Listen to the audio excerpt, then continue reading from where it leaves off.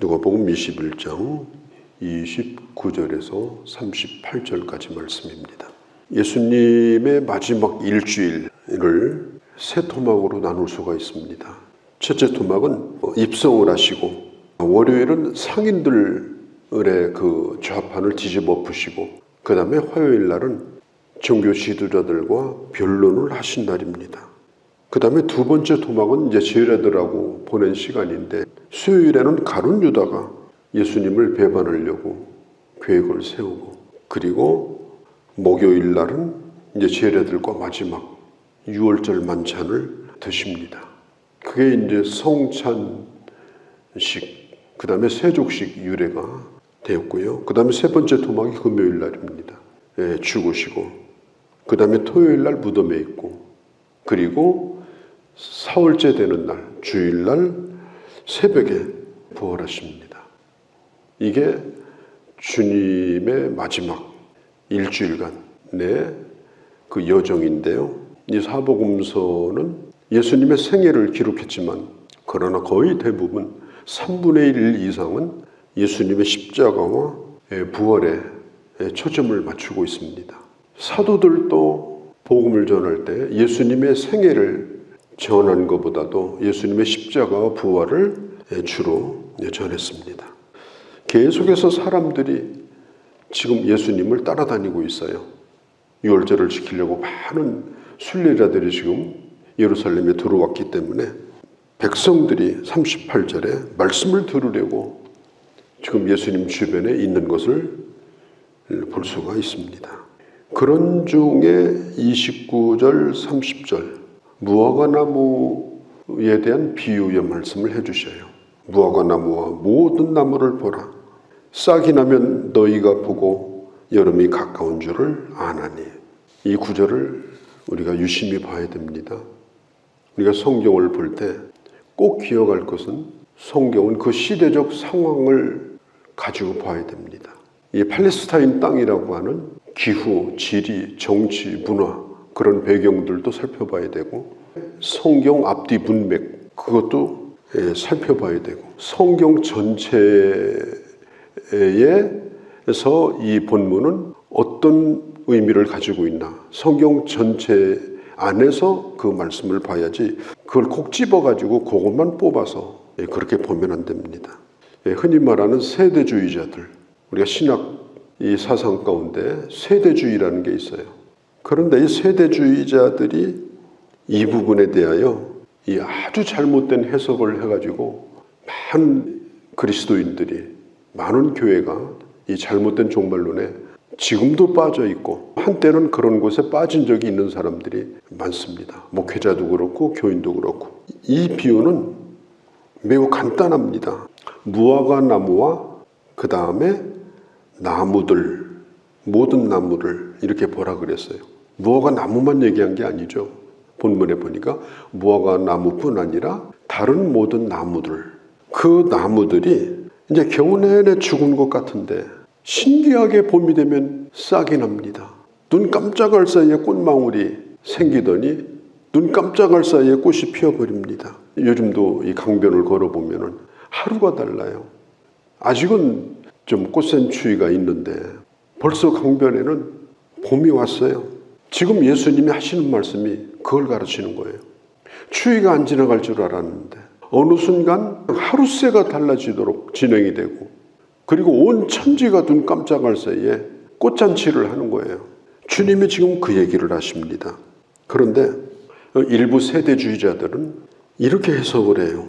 무화과 나무는 이스라엘 나라다.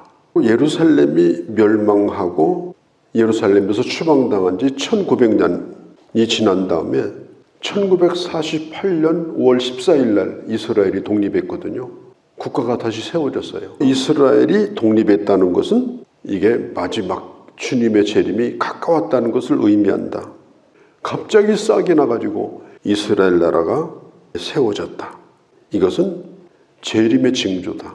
그리고 오늘 성경에 보면 이 세대가 지나가기 전에 32절에 주님이 오실 거라고 했는데, 보통 한 세대가 40년이거든요. 넉넉 잡아서 40년이에요, 한 세대가.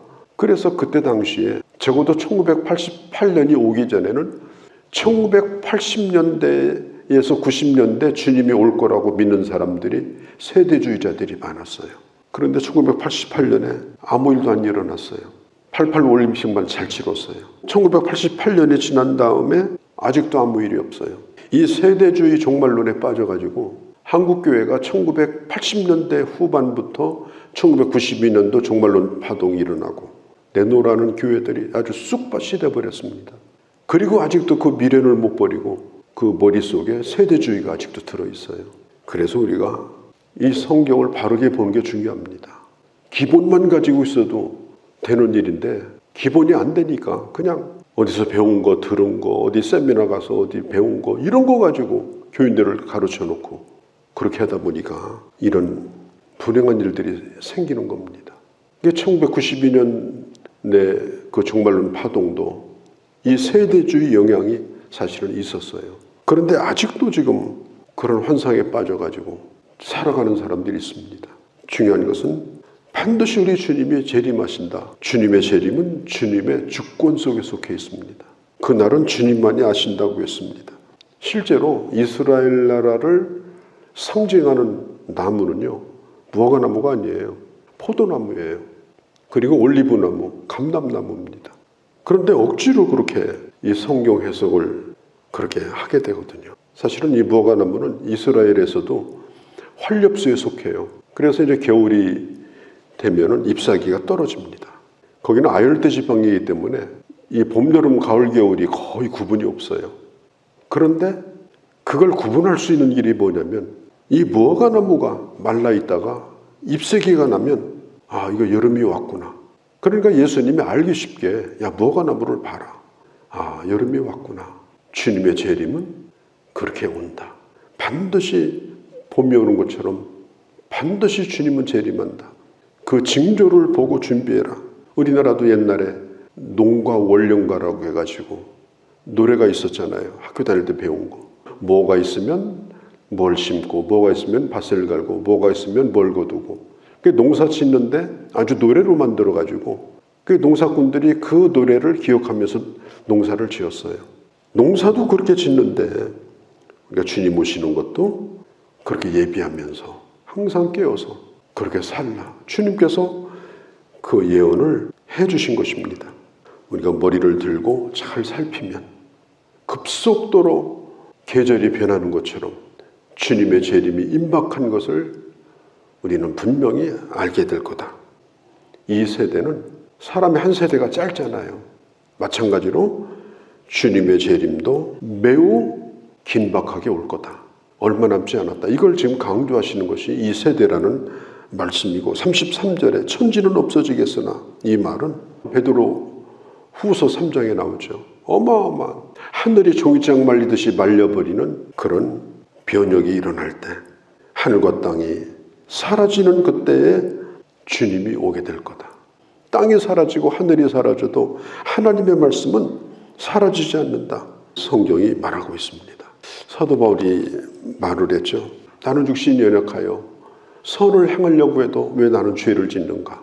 예수님도 겟세마네 동산에서 마음을 온 이루되 참 내가 육신이 약하다.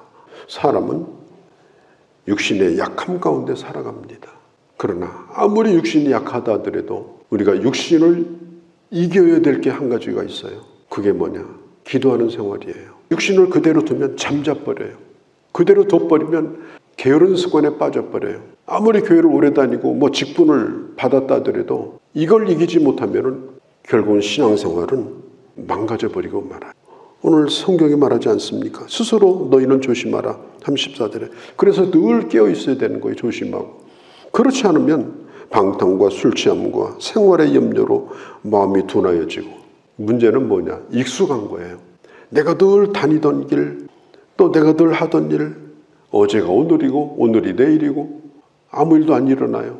그 익숙함에 빠져서 결국은 영혼의 잠을 잘 때 그때에 그게 심각한 문제로 이어질 수가 있다라고 하는 것입니다.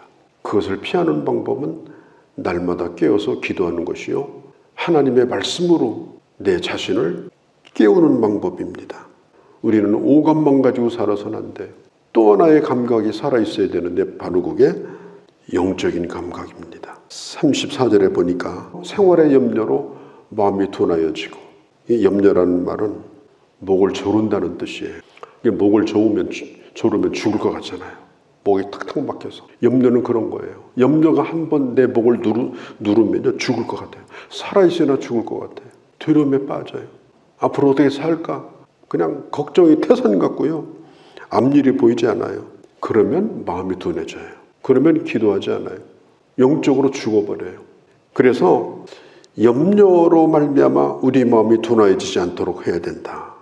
빌보서 4장 6절 7절에 보면 뭐라고 그래요? 아무것도 염려하지 말고 모든 일에 기도와 간구로 너희 아랠 것을 하나님께 구하라. 그러면 하나님이 너의 마음을 평강으로 지켜주실 것이다. 아무리 힘들고 어려워도 감사함으로 하나님께 아뢰는 생활을 할 때 하나님께서 염려에 빠지지 않도록 우리의 생각을 지켜주신다고 그랬습니다. 다 맡기고 이 감사하며 기도하는 게 이게 정말 중요합니다. 그리고 오늘 여기 성경에 보면은 37절에 낮에는 성전에서 가르치시고 밤에는 나가 감람원이라는 산에서 쉬시고 낮에는 일하시고 밤에는 주무시고. 지금 예수님은요 이제 며칠 안 남았어요. 그런데 주님은 낮에 할 일은 낮에 하시고 밤에 할 일은 밤에 하시고 일상적인 생활을 우리 주님은 하시는 겁니다. 이게 참 중요한 것 같아요.